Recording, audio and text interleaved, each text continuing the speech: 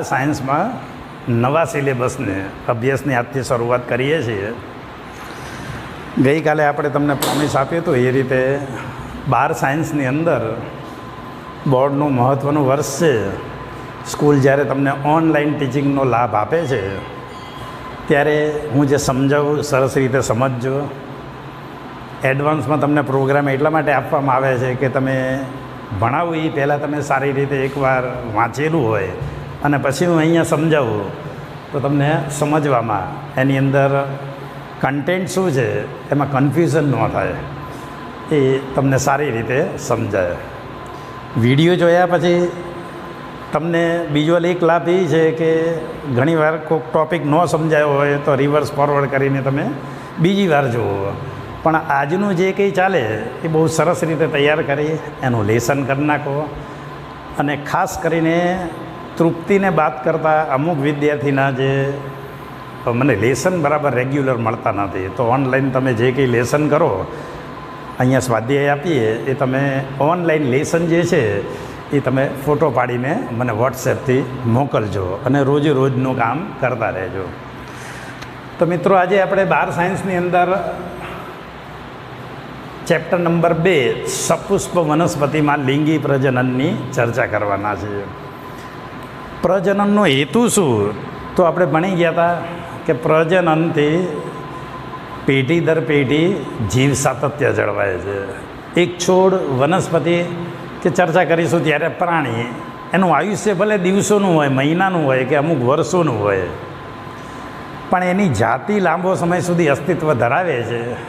એ એટલા માટે અસ્તિત્વ ધરાવે છે કેમ કે મરતા પહેલાં નવાને જન્માવતો જાય છે, મરતા પહેલાં નવાને જન્માવતો જાય છે. એટલે વ્યક્તિગત સજીવ જે છે, વ્યક્તિગત વનસ્પતિનો છોડ છે, એનું આયુષ્ય પૂરું થાય એટલે ભલે મૃત્યુ પામે પણ એની જાતિ કોઈ દિવસ નાશ પામતી નથી. તો એ એટલા માટે શક્ય બને છે પ્રજનનના કારણે. તો મિત્રો સપુષ્પ વનસ્પતિની અંદર લિંગી પ્રજનનની અંદર આપણે બધા ચર્ચામાં જોઈ ગયા હતા, પણ તેમ છતાંય આજે પહેલેથી તમને રિવિઝનના ભાગરૂપે સરસ રીતે સમજાવીને આપણે પહેલેથી પ્રકરણ ચાલુ કરીએ છીએ. તો સપુષ્પ વનસ્પતિમાં લિંગી પ્રજનનમાં એ હેતુ માટે વનસ્પતિની અંદર પુષ્પનું સર્જન થાય છે. તો અહીંયા મેં એવા એક પુષ્પની નામ નિર્દેશિત આકૃતિ દોરી છે. એ પુષ્પની અંદર આપણે 2 ભાગોની આપણે ચર્ચા કરીશું અને એની અંદર કયા કયા ભાગોની અંદર સમાવેશ થાય છે એ જોઈશું. તેમાંનો એક ઘટક છે સહાયક ચક્ર અને બીજો ઘટક છે આવશ્યક ચક્રો. સહાયક ચક્રની અંદર કોઈ પણ પુષ્પ લો તો લીલા રંગનો જે ભાગ હોય છે એને વજ્રપત્ર કહેવાય. વજ્રપત્ર ચક્રાકાર ગોઠવાય એટલે તમને ખ્યાલ છે વજ્ર ચક્ર બને. વનસ્પતિના અંદરના જે ભાગો જે છે, દલચક્ર છે, પુકેસર ચક્ર છે, સ્ત્રી કેસર ચક્ર છે, એનું કળી અવસ્થામાં રક્ષણ કરવાનું કામ એ વજ્રપત્ર વડે બનેલા વજ્રચક્ર દ્વારા થાય છે. ત્યાર પછી દલપત્ર, પાંખડીઓ પુષ્પની કહીએ છીએ, અને એ દલપત્ર ચક્રાકાર ગોઠવાય તે દલચક્ર બને છે. તો એ દલચક્ર અંદરના જે પુષ્પીય ભાગો છે, પુકેસર, સ્ત્રી કેસર ચક્ર, એનું રક્ષણ કરવાનું કામ કરે છે. આ સિવાય સપુષ્પ વનસ્પતિની અંદર દલપત્ર તમે અલગ અલગ પ્રકારના રંગબેરંગી પુષ્પ તમે જોયા હશે બગીચાની મુલાકાત દરમિયાન. તમારા ઘરે કુંડાની અંદર તમે જો શોખ હોય તો પુષ્પ ઉગાડતા હશો, તો એમાં દલપત્ર જે છે એ આકર્ષક અને રંગબેરંગી હોય છે. એટલા માટે હોય છે કે આ દલપત્ર અને વજ્રપત્ર એ બે સહાયક ચક્રો છે. ના હોય તો પણ પ્રજનન થાય, પણ એની હાજરી હોય તો પ્રજનનની ક્રિયા સરળ બને છે. દાખલા તરીકે દલપત્ર આકર્ષક, સુગંધીદાર અને અલગ અલગ આકારના હોવાથી એ કીટકોને આકર્ષે છે, બીજા પરાગનયનમાં ઉપયોગી થાય અને પછી પ્રજનનમાં ઉપયોગી થાય એવા ઘટકોને આકર્ષવાનું કામ કરે છે. તો સહાયક ચક્રમાં દલપત્ર વડે બનેલું દલચક્ર, વજ્રપત્ર વડે બનેલું વજ્રચક્ર એની અંદર સમાવેશ થાય છે. એવું જ બીજું બહુ જ મહત્ત્વનું ચક્ર હોય સપુષ્પ વનસ્પતિમાં લિંગી પ્રજનન માટેનું, તો એ છે આવશ્યક ચક્ર. તો આવશ્યક ચક્રમાં 2 ચક્રની આપણે ચર્ચા કરવાની છે. એક નર પ્રજનન તંત્ર અને એનાથી બનેલું ચક્ર, અને માદા પ્રજનન ચક્ર. તો નરની અંદર કઈ કઈ રચના આવેલી છે? તો આ પરાગ તંતુ છે, એનાથી બનેલું આ પરાગાશય છે. પરાગાશયના કોટરોને જોડતી રચના છે એને યોજી કહેવાય. તો આ રીતે પરાગાશય, યોજી અને પરાગતંતુ વડે જે ચક્રનું નિર્માણ થાય એને નર પ્રજનન ચક્ર તરીકે ઓળખવામાં આવે છે. એ જ રીતે મિત્રો માદા પ્રજનન ચક્રની અંદર કયા કયા ભાગો આવે? તો અહીંયા માદા પ્રજનન ચક્ર દોરેલું છે. તો એની અંદર આ છે પરાગાસન. આ નીચે જે નલિકા જેવો ભાગ છે એને પરાગવાહિની કહેવાય. અને આ નીચે જે ફૂલેલો ભાગ જે છે એને અંડાશય કે બીજાશય તરીકે ઓળખવામાં આવે છે. આની અંદર મિત્રો અંડકો ગોઠવાયેલા હોય છે.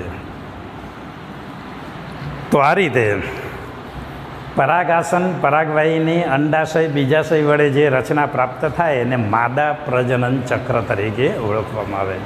તો નર પ્રજનન ચક્રો અને માદા પ્રજનન ચક્રો એને સપુષ્પ વનસ્પતિમાં આવશ્યક ચક્રો તરીકે એટલા માટે ઓળખવામાં આવે છે કે એના વગર પ્રજનન શક્ય છે જ નહીં. નવી વનસ્પતિનું સર્જન શક્ય છે નહીં, કેમ કે આ લિંગી પ્રજનન છે. તો આ રીતે પુષ્પીય ભાગોની અંદર આ બે ભાગોની ચર્ચા થાય છે.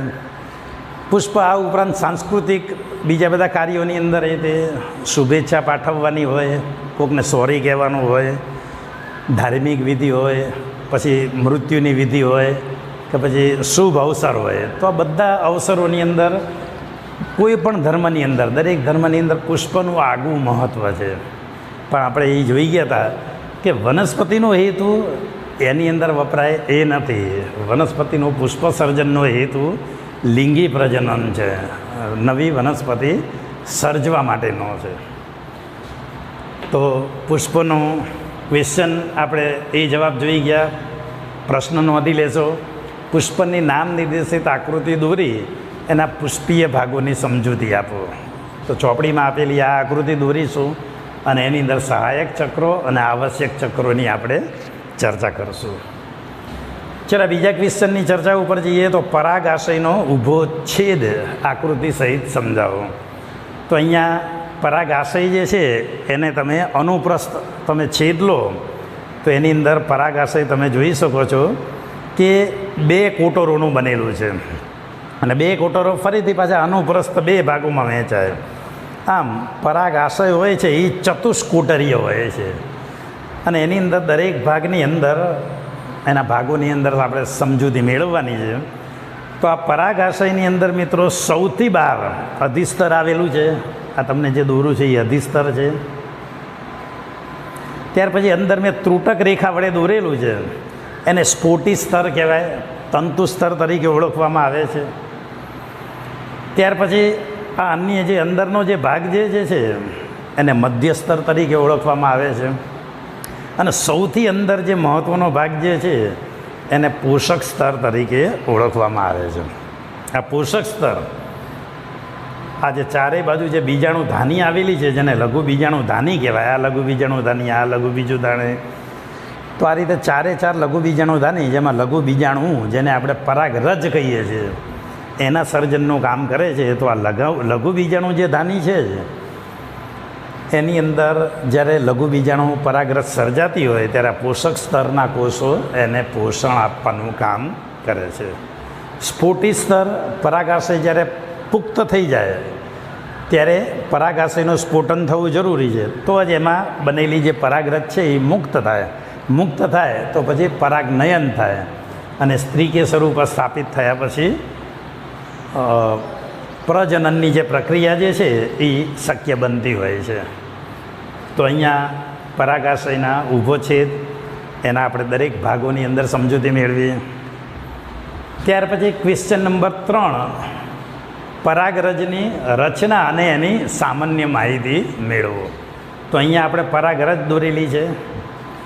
સૌથી પહેલાં પરાગરજ મિત્રો નરજન્યુજનક અવસ્થાનું પ્રતિનિધિત્વ કરે છે. નરજન્યુજનક અવસ્થાનું પ્રતિનિધિત્વ કરે છે. આ પરાગરજ જો તમારે માઇક્રોસ્કોપમાં જોવી હોય તો તમે જાસૂદનું પુષ્પ લઈ લો, એક સ્લાઇડ લો, પાણીનું ટીપું મૂકી જાસૂદનું પુષ્પ તમે એની અંદર સહેજ ઠપકારો તો પીળા રંગનો એક પાવડર પડે છે. તો એ પાવડરની અંદર તમને આવી નાની નાની પરાગરજ જોવા મળે છે. તો આ પરાગરજ રચના, કદ, આકાર, રંગ, એની એ બધી બાબતમાં વિવિધતા ઘણી બધી ધરાવે છે. પણ મોટાભાગની વનસ્પતિની પરાગરજ છે એ ગોળ આકારની હોય છે. તો એ પરાગરજનો અહીંયાથી શરૂ કરીને અહીંયા સુધીનો વ્યાસ જે છે એ 25થી 50 માઇક્રોમીટરનો હોય છે. અને આ રીતે દ્વિસ્તરીય રચના બનેલી છે. તો એનો આપણે અભ્યાસ કરીએ તો પરાગરજની અંદર આ મિત્રો સૌથી બહારનું જે સ્તર દેખાય છે એ સૌથી બહારનું આવરણ સ્પોરોપોલિનિન નામના કાર્બનિક દ્રવ્યનું બનેલું છે. આ કાર્બનિક દ્રવ્ય એવું છે કે આ પરાગરજને સાંદ્ર એસિડમાં નાખો, સાંદ્ર બેઝમાં નાખો, આલ્કોહોલમાં નાખો, બહુ ઊંચું તાપમાન હોય તો આ સ્પોરોપોલિનિનનું જે દ્રવ્ય છે ઓગળતું નથી. એ મજબૂતીથી પરાગરજનું રક્ષણ કરવાનું કાર્ય કરે છે. તો સ્પોરોપોલિનિન નામના કાર્બનિક દ્રવ્યની હાજરીના કારણે એવું મનાય છે મિત્રો કે ઉત્સેચકો પણ આ સ્પોરોપોલિનિનને અવનત એટલે ઓગાળી નથી શકતા. તો આના કારણે આ વનસ્પતિની પરાગરજ જે છે પરાગાશયમાંથી છૂટી પડ્યા પછી જ્યાં નીચે પડી હોય ત્યાં લાંબો સમય સુધી એક મૃત સજીવનો અશ્મિ કેમ જળવાઈ રહે છે એ રીતે અહીંયા પરાગરજ જીવંત સ્વરૂપમાં હોય છે પણ અશ્મિની જેમ જળવાઈ રહે છે. તો અશ્મિની જેમ લાંબો સમય સુધી જો જળવાઈ રહેતી હોય તો એનું કારણ છે બહારનું સ્પોરોપોલિનિનનું આવરણ. ત્યાર પછી આ અંદરનું જે આવરણ જે છે એને કોષ રસ સ્તર કહે છે. એ અંદરના જીવ રસને આવરી લેવાનું કામ કરે છે. આ પરાગરજની અંદર મિત્રો આવા જે છિદ્ર જેવો જે ભાગ દેખાય છે એને જનન છિદ્ર તરીકે ઓળખવામાં આવે છે. આ જનન છિદ્ર એવી જગ્યા છે કે જ્યાં સ્પોરોપોલિનિન ગેરહાજર હોય છે. આ પરાગરજનું જ્યારે અંકુરણ થશે પરાગાસન ઉપર પરાગનયન થયા પછી ત્યારે એમાંથી પરાગ નલિકા જે બહાર આવે છે એ આ જનન છિદ્રમાંથી બહાર આવશે. પરાગરજ પરાગાસન ઉપર ટ્રાન્સફર થાય અને પરાગ નલિકા બને તો એ ક્યાંથી બહાર આવશે મિત્રો? જનન છિદ્રમાંથી બહાર આવશે. તો આ જનન છિદ્ર વિશે જાણકારી મેળવીએ. ત્યાર પછી એને સૌથી અંદરનું જે સ્તર છે એને અંતસ્તર કહે છે. અને આ અંતસ્તર સેલ્યુલોઝ અને પેક્ટિન નામના દ્રવ્યનું બનેલું હોય છે. આ સેલ્યુલોઝ અને પેક્ટિન શું કાર્ય કરે છે? તો મેં તમને કીધું જનન છિદ્રમાંથી જે પરાગ નલિકા બહાર આવશે પરાગનયન પછી તો એ પરાગ નલિકા બનવા માટે કંઈક મટીરિયલ તો જોઈએ ને, કંઈક વસ્તુ તો જોઈએ ને. તો કઈ વસ્તુના વપરાશથી પરાગ નલિકા બને છે? તો અંતસ્તરની અંદર રહેલા સેલ્યુલોઝ અને પેક્ટિનના દ્રવ્યનો ઉપયોગ કરીને એમાંથી પરાગ નલિકા બને છે. તો આ પરાગરજ વિશે આપણે પ્રશ્ન જોઈ ગયા. એની રચના, સામાન્ય માહિતી. તો રચના મેં તમને સમજાવી. હવે આપણે સામાન્ય માહિતી મેળવી. તો મિત્રો પરાગરજ રચના અને કદની અંદર બહુ જ વિવિધતા ધરાવે છે. ચોપડીની અંદર પાઠ્યપુસ્તકની અંદર તમે માઇક્રોસ્કોપિક રીતે એના મોટા કરીને જે ફોટોગ્રાફ લીધેલા છે એનો તમે અભ્યાસ કરશો તો પરાગરજ બહારથી લીસી હોય છે, ખરબચડી હોય છે, જુદા જુદા આકારની હોય છે. તો રચના અને કદની અંદર એટલી બધી વિવિધતા ધરાવે છે. તમે 5-7 વનસ્પતિના નર પુષ્પની અંદર પરાગરજ જો અલગ અલગ સ્લાઇડની અંદર ગોઠવીને એનો અભ્યાસ કરો તો તમને પ્રકૃતિ ઉપર, કુદરત ઉપર માન થશે કે ભાઈ કેટલી બધી વિવિધતા રહેલી છે પરાગરજ પણ ઘણી બધી વિવિધતા રહેલી છે એના અનુકૂલનને ધ્યાનમાં રાખીને. ત્યાર પછી બીજો એક પ્રશ્ન છે એલર્જીક પરાગરજ. તો મિત્રો આપણો ભારત દેશ છે વસ્તીની દ્રષ્ટિએ સમગ્ર વિશ્વની અંદર બીજા નંબરની વસ્તી ધરાવે છે. પહેલો નંબર ચાઇનાનો છે, બીજો નંબર ભારતનો છે. દેખીતી રીતે 130 કરોડ જેવી મોટી વસ્તી ધરાવતા હોય તો બધાના માટે અનાજ પૂરું પાડવું, ફળ પૂરા પાડવા, શાકભાજી પૂરા પાડવું એક દેશ માટે, દેશની સરકાર માટે બહુ ઉને માગી લે, બહુ આયોજન માગી લે એવડું મોટું કામ છે. આપણા ઘરની અંદર આપણે 4 જણા હોય, ખાઈ પીને સામાન્ય જીવન જીવતા હોય, જો 5 મહેમાન આવે અને 3-4 દિવસ ટકે તો પણ આપણે થોડાક મૂંઝાઈ જતા હોઈએ છીએ. ઘરની અંદર અવ્યવસ્થા સર્જાતી હોય છે. તો તમે સમજી શકો છો કે 130 કરોડની જનસંખ્યા ભારત ધરાવે છે. તો આપણે અન્ન સમસ્યા, એના માટે બધી પાણી, બીજી બધી વ્યવસ્થા કરવી, એમાં ખાસ કરીને ખોરાકની વ્યવસ્થા કરવી, એ બહુ મહત્ત્વની વસ્તુ છે. તો મિત્રો, આને ધ્યાનમાં રાખીને તમારા જેવા બાળ વૈજ્ઞાનિકો સતત પ્રયોગ કરે છે વનસ્પતિ સંવર્ધન કરવાનો, જેથી ઉત્તમ વનસ્પતિ મળે, ફળોના કદ વધે, અનાજ હોય તો એની સંખ્યા વધે, શાકભાજી હોય તો એની ક્વોલિટી સુધરે, જેથી એની અંદર વિટામિન્સનું, ક્ષારનું પ્રમાણ વધારે હોય, જેથી ઓછા ખોરાક વડે વધુમાં વધુ સરસ રીતે પોષણ મળે. તો આવી સંવર્ધિત વનસ્પતિ મેળવવા માટે, સંવર્ધિત પ્રાણી ચીજો મેળવવા માટે, પ્રાણીઓ મેળવવા માટે સતત સંવર્ધનના પ્રયોગો ચાલતા હોય છે. તો ભારત દેશે આવી એક સંવર્ધિત ઘઉંની જાતિ વિદેશથી આયાત કરી હતી. શેના માટે? ઘઉંનું ઉત્પાદન વધે એટલા માટે. 130 કરોડ જેવી મોટી જનસંખ્યાને એની જેટલી ડિમાન્ડ હોય ઘઉંની પૂરી કરી શકાય એટલા માટે. તો આ સારી વાત છે, આપણે એનો બિયારણનો લાભ લીધો. પણ મિત્રો, એની સાથે સાથે પાર્થેનિયમ ઘાસ નામની જે વનસ્પતિ જે છે, જેને ગાજર ઘાસ તરીકે ઓળખવામાં આવે છે, તો એ વનસ્પતિ ઘઉંના છોડની સાથે પ્રવેશી ગઈ. કેમ પ્રવેશી ગઈ? કેમ કે એનું ડૂંડું, એનો આકાર ઘઉંના જેવો જ છે. એટલે ખેડૂતને ખબર ના પડે કે ભાઈ આ ઘઉંનો છોડ છે કે પાર્થેનિયમ. હવે આ વનસ્પતિના ડૂંડામાંથી પાર્થેનિયમ જે છે, એની જે પરાગરજ બહાર નીકળતી હોય, તો એ પરાગરજ જો શ્વસન દરમિયાન આપણા શરીરની અંદર દાખલ થાય તો કફની સમસ્યા થાય છે, બ્રોન્કાઇટિસ સમસ્યા થાય છે, આપણા શરીરની અંદર શ્વસન નળીમાં સોજો આવે, આવી બધી થાય છે. તો આવી બ્રોન્કિયલ જે અસ્થમેટિક જે પ્રોબ્લેમ થાય છે, અને એ પરાગરજના કારણે થાય છે, એટલે એવી પરાગરજને એલર્જીક પરાગરજ તરીકે ઓળખવામાં આવે છે. ત્યાર પછીનો પ્રશ્ન છે ખાદ્ય પરાગરજ.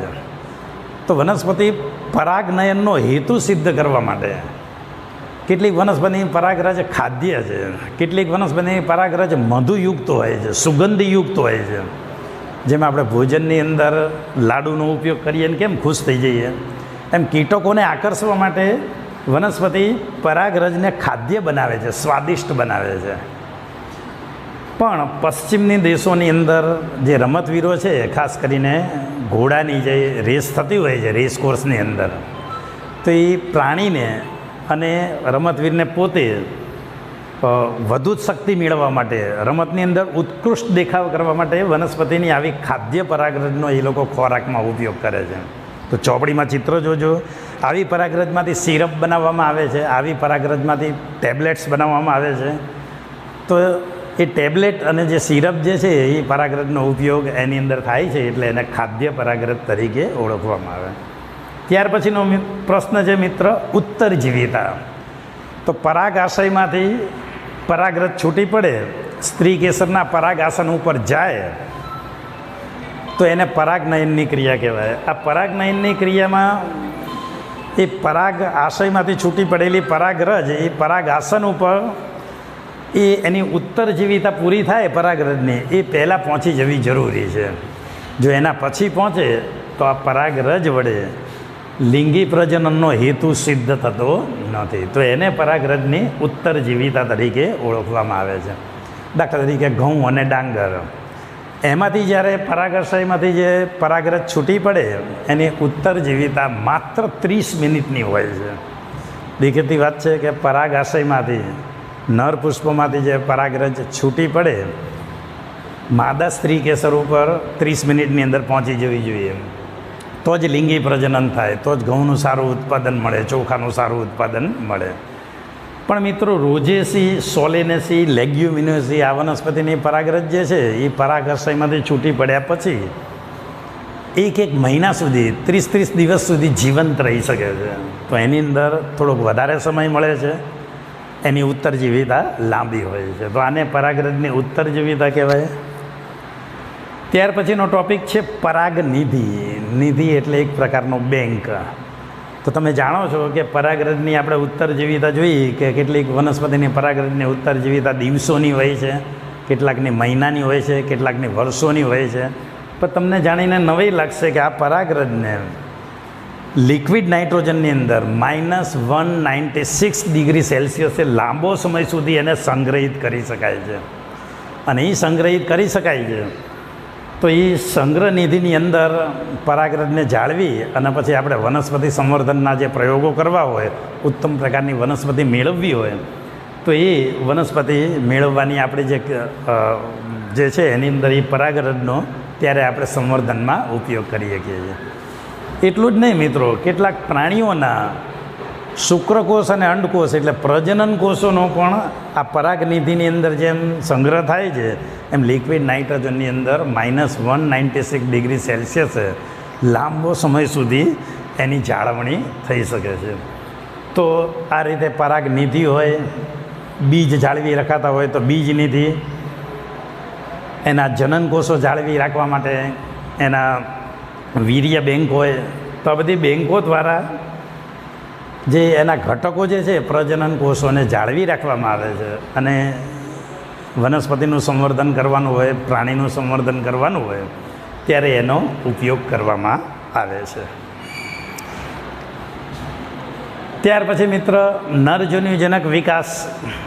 નરજન્યુજનક વિકાસ પહેલાં આપણે લઘુ બીજાણુ જનન જોઈ લઈએ, એ ક્રિયા કેવી રીતે થાય છે. તો લઘુ બીજાણુ જનન એટલે શું? તો પરાગરજ બનવાની ક્રિયા. પરાગાશયની અંદર પરાગરજ બનવાની જે ક્રિયા થાય છે એને લઘુ બીજાણુ જનન તરીકે ઓળખવામાં આવે છે. તો એ લઘુ બીજાણુ જનન કેવી રીતે થાય છે એ સમજવાનું છે. તો અહીંયા આપણે જોઈ ગયા પરાગાશયની અંદર 4 સ્તરો હોય છે: અધિસ્તર, સ્ફુટિસ્તર, મધ્યસ્તર અને પોષક સ્તર.